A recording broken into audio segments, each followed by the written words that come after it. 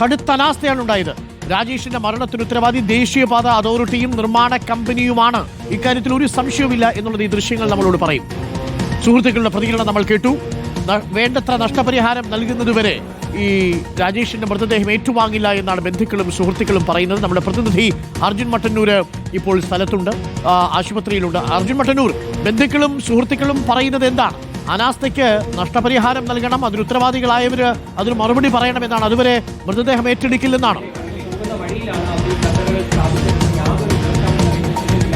Doctor Kumar, തീർച്ചയായും അങ്ങനെ തന്നെ ഒരു നിലപാടാണ് ഇപ്പോൾ അവർ സ്വീകരിക്കുന്നത്. ബന്ധുക്കളും അതോടൊപ്പം തന്നെ സുഹൃത്തുക്കളും അടക്കമുള്ളവർ ഇപ്പോൾ എറണാകുളം ജനറൽ ആശുപത്രിയിൽ എത്തിയിട്ടുണ്ട്. ഇവിടെ അല്പസമയത്തിനകം തന്നെ ഇൻക്വസ്റ്റ് നടപടികൾ ആരംഭിക്കും. അരൂർ പോലീസും ഈ സ്ഥലത്ത് എത്തിയിട്ടുണ്ട്. അതിനുശേഷം ഇൻക്വസ്റ്റിന് ശേഷം പോസ്റ്റ്മോർട്ടം നടപടിയിലേക്കും കടക്കും. ഏതാണ്ട് 12 മണിയോട് കൂടി തന്നെ പോസ്റ്റ്മോർട്ടം പൂർത്തിയാകും എന്നാണ് പ്രതീക്ഷിക്കുന്നത്. പക്ഷേ ഇവർ പ്രധാനമായും പറയുന്നത് ഇത്തരത്തിൽ മൃതദേഹം ഏറ്റെടുക്കില്ല, കൃത്യമായ ഉറപ്പുകൾ ലഭിക്കാതെ മൃതദേഹം ഏറ്റെടുക്കില്ല എന്നുള്ളതാണ് ഇവർ പ്രധാനമായും പറയുന്നത്. ഒന്ന്, ഈ സംഭവത്തിന് ശേഷം ഇതുവരെ ആരും തന്നെ ഈ വിഷയത്തിൽ സംസാരിച്ചിട്ടില്ല, ഒരു ഉറപ്പും നൽകിയിട്ടില്ല. മാത്രവുമല്ല, ഇത്തരത്തിൽ നഷ്ടപരിഹാരത്തിന്റെ കാര്യത്തിലടക്കം യാതൊരു ധാരണയും ഉണ്ടായിട്ടില്ല എന്നും ഇവർ പറയുന്നുണ്ട്. ഇപ്പോൾ നമ്മുടെ ആവശ്യങ്ങൾ എന്തൊക്കെയാണ്?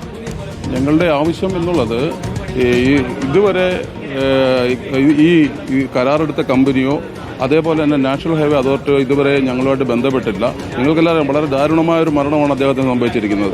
ഞാനും ഒരു ടാക്സി ഡ്രൈവറാണ്, ഞാനും ടാക്സി ഓടിച്ചു പോകുന്നതാണ്. ഇനി നാളെ ആർക്കും ഇങ്ങനെ ഒരു അപകടം ഉണ്ടാകാതിരിക്കട്ടെ എന്ന് പ്രാർത്ഥിച്ചുകൊണ്ട് തന്നെ പോകുന്ന ഒരു വ്യക്തിയാണ്. പക്ഷേ അദ്ദേഹത്തിൻ്റെ അവസ്ഥ നോക്കുമ്പോൾ വളരെ പരിതാപമാണ്. അദ്ദേഹവും അദ്ദേഹത്തിൻ്റെ ഭാര്യയും 2 കുട്ടികളും അടങ്ങുന്ന കുടുംബമാണ് അദ്ദേഹത്തിനുള്ളത്.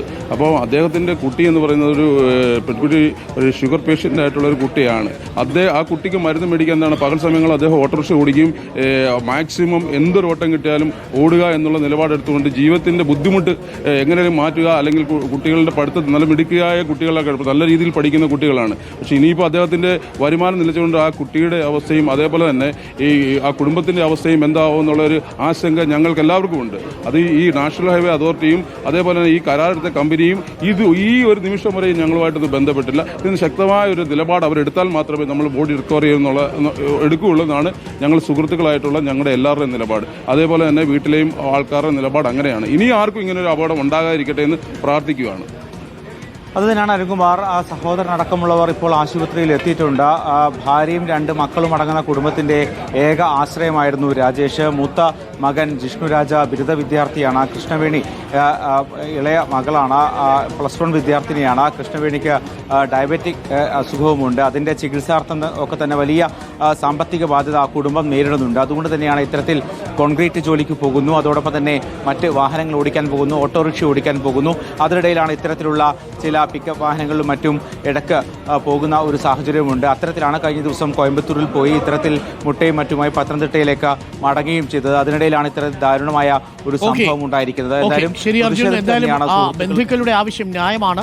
ദേശീയപാത അതോറിറ്റിയും ഒപ്പം തന്നെ ഈ വിഷയത്തിൽ കമ്പനിയും നഷ്ടപരിഹാരം കൊടുത്തേ മതിയാകൂ. ആ കുഞ്ഞിന്റെ ചികിത്സാ ചെലവും അതോറിറ്റി ഏറ്റെടുക്കേണ്ടതുണ്ട്.